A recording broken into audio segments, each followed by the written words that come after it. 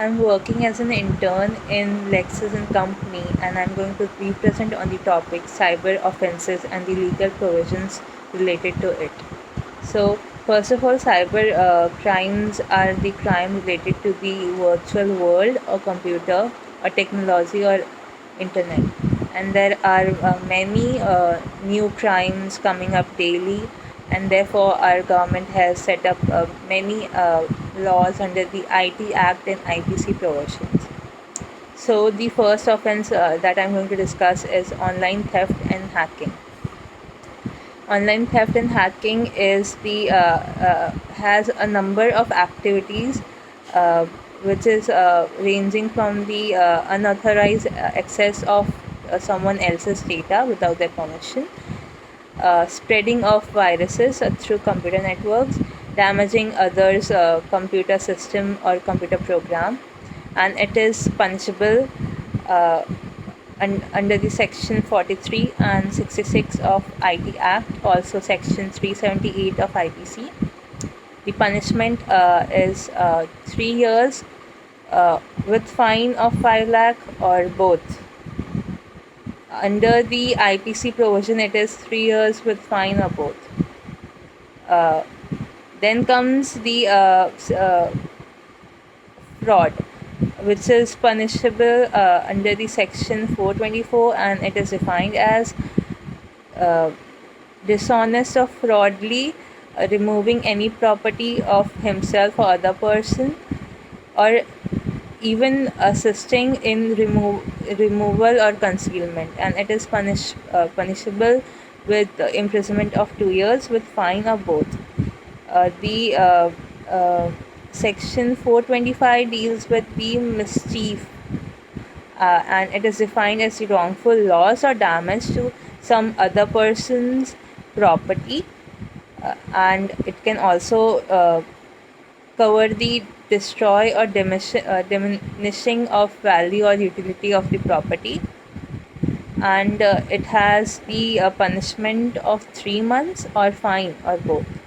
Then comes the receipt of stolen property, which is the wrongful receiving of stolen property, uh, uh, which is computer resource or communication device, and it is punishable with imprisonment up to 3 months or fine or both. Sorry, it is 3 years or fine or both. Under section 66 B of IT Act, and the fine could be rupees 1 up to rupees 1 lakh. And also the section 411 of the IPC prescribes the punishment for dishonest receiving of stolen property with 3 years of punishment and a fine, or it can be both. Then comes the identity theft or cheating by personation, which is the impersonating someone else's identity through electronic signature, password, or any unique identification feature, and it is punishable under the section 66D of IT Act, also section 419 of IPC, and the punishment is for 3 years of imprisonment and will be liable of fine up to 1 lakh rupees. And it has a similar punishment in the section 419 of IPC. Then comes the forgery, which is defined under the section 463, 465, and 468 of IPC. And forgery is a case of identity theft. It is a purpose of making a false document and causing damage or injury to a person or its property, and it is liable under section 420 uh, 463 of IPC. Then comes the fraud, which is a kind of forgery under section 420 of IPC, and it is the inducing other person to deliver property, or delivering the property by yourself, uh, or to make or alter the destroy the valuable property, and it has a punishment up to 7 years which can be liable with fine. Then comes obscenity, which is the publishing of obscene materials, sexual act of child, which is child pornography, under the section 67, 67A, and 67B of IT Act. And the punishment, it is defined under the 67A, 67B of IT Act. And first conviction, it is imprisonment of up to 3 years with 5 lakh fine. For second conviction, it is the imprisonment is up to 5 years and 10 lakh fine. Then section 292 of the IPC provides that any person, if sells, distributes, or publicly exhibits the circulation of the book or any pamphlet, paper, drawing, painting, representation containing the obscene material, shall be imprisoned for 2 years with fine of 2,000 rupees. Then section 294 of IPC is whoever sings or recites, utters any obscene song, ballad in the public place is liable for 3 months of imprisonment with fine or both.